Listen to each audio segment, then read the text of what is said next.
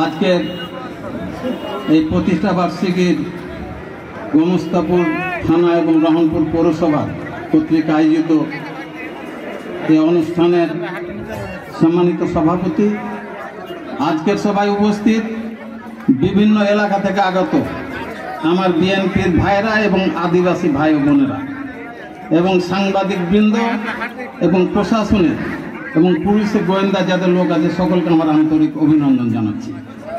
ভাইরা আমার, আজকে থেকে 47 বছর আগে এই বিএনপি প্রতিষ্ঠাতা করেছিলেন। কে প্রতিষ্ঠাতা করেছিলেন? শহীদ রাষ্ট্রপতি জিয়াউর রহমান। কে সে জিয়া রহমান? তিনি বাংলাদেশের স্বাধীনতার ঘোষক। এই জিয়া রহমান বাংলাদেশের বহুদলীয় গণতন্ত্রের প্রবক্তা। এই বাংলাদেশের এই শহীদ রাষ্ট্রপতি জিয়াউর রহমান বাংলাদেশের একজন সফল রাষ্ট্রপতি। আপনাদের যারা বিএনপি করেন তাদের জন্য এটা গর্বের যে আপনাদের নেতা বহুদলীয় গণতন্ত্র প্রতিষ্ঠা করেছেন।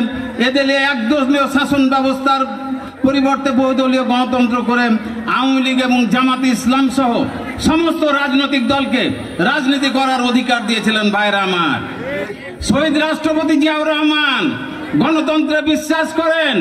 বিএনপি